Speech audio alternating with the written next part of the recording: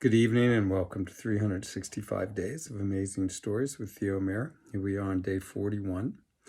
I'm continuing the story of Fire on the Mountain, living with wildfire in Big Sur. Chris and I went to the gate at Grimes Ranch. Had turned both trucks around. I hadn't even talked to the highway patrolman, so I didn't feel bad about turning around.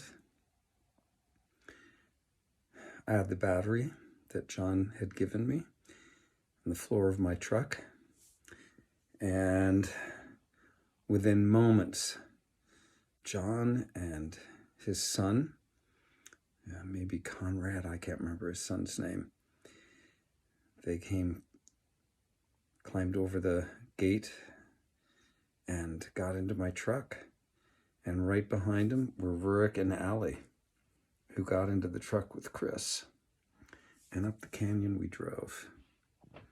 I took John to the fire station to check in with Cheryl because she had the say as to who came in and who didn't.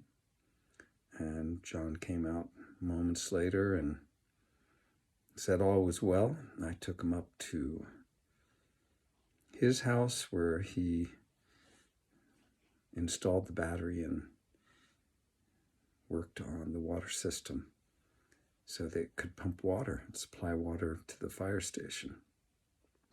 Later that day, I think he walked out. Chris, in the meantime, had taken Rurik and Allie up to their place. After I dropped off John, headed up to my place and found Chris on the side of the road out of fuel.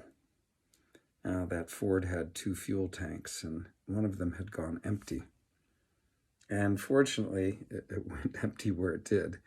However, Chris was going uphill when it ran out of fuel. And so to get it started, I had to flip it to the other tank and then roll it backwards and kickstart it backwards, because I tried to start it just by the starter, and it ran the batteries down to the point where it wouldn't start. Diesels, when you run them out of fuel, are very hard to get started again. Once we got that started, we started up the hill, both of us, and got completely delayed by some guys that were going up there, like a caravan of trucks. I can't exactly remember what they were doing. They were doing some sort of inspection on damages, I think, to telephone lines and power lines and all that kind of thing. So they drove up the road and basically blocked it so that we couldn't get up the hill for a little while. We had to sit and wait.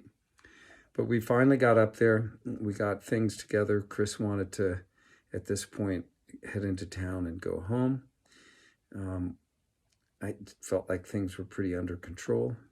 I thought I would take a break as well. So we gathered our things together, put them in one truck, headed down the hill, picked up Allie and Rurik, and left the canyon.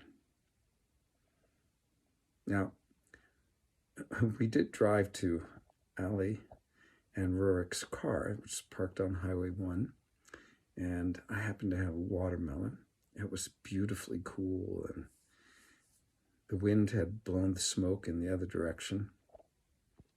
There was some news reporter across the street. A woman had beautifully coiffed hair that was getting blown by the wind, and she kept trying to arrange it carefully on her head, and the camera crew was waiting for her to get herself situated. She was reporting on the fire. We found it kind of funny that here we were, having just come out of the fire, looking like we'd come out of the fire, and they never thought twice to come across the street and talk to us directly. Anyway, after finishing our watermelon, into town we went. And for the next little while, I ended up staying at my friend Kirsten's and recovering from this incredible fever that I had. Chris, when we got into town, we hung out for a little while, and he got in his truck and started home. And interestingly, for the 3 days that he'd spent down in the canyon, he'd been parked in a 2-hour parking slot and had never gotten a ticket, which we all thought was quite miraculous. Well, the first night at Kirsten's, I didn't sleep very well. I had a lot of nightmares or dreams about the fire.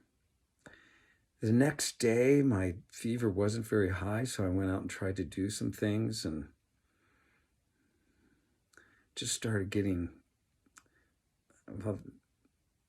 to that bad feeling place, just like when I had gone into town to get groceries and I was in Safeway and realized I had made a wrong decision. And I started to feel that way when I was out. So I headed back to Kirsten's, but it just seemed like forever to get there. When I finally did, it was kind of late afternoon, and I had this horrible, horrible headache. And my fever was pretty elevated. It was like 102.5. And Kirsten got home, and she sees me in this state. I was so uncomfortable. And my fever kept going up. It went up to like 103.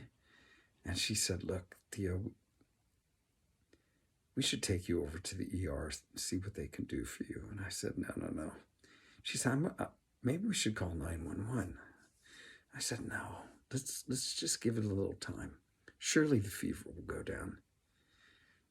We gave it 20 minutes. Took my temperature again. I was up to 103.5 and just feeling horrible. So I agreed to call 911. I asked the dispatch. I told them that I was a firefighter. I'd just come off the fire, had a horrible headache, and I was hoping I could talk to Carmel Fire Department and have them come see me. So the dispatch put me through to Carmel Fire, and I told them what the deal was. I asked them, "Can you come check up on me? And can you please not put your lights on or your sirens?" So they agreed. They drove down to Kirsten's, which was probably about all of a half-mile away.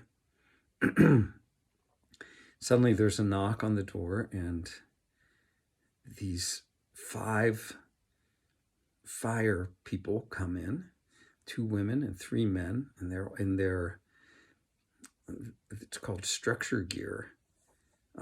So it's like bulky pants and jacket, helmets. So they come in, and Kirsten's 2 kids were there as well. And they thought it was quite something to have Carmel Fire Department suddenly come into their living room. Anyway, they checked my vitals. I was hoping they would maybe give me some oxygen and who knows what else. But they said, "No, your vitals are fine. O2 levels are good. You just have a fever." I said, "I have this horrible headache." They said, "Well, you've just come off a week of being on a fire. Your sinuses are going to be bothering you for quite a while."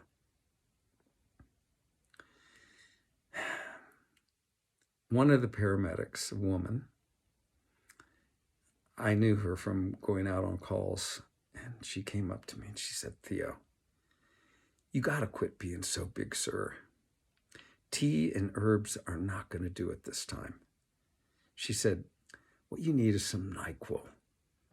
Cold remedies," she said. No sooner had these words left her mouth than Kirsten was out the door to the liquor store, which was around the corner, to get some NyQuil.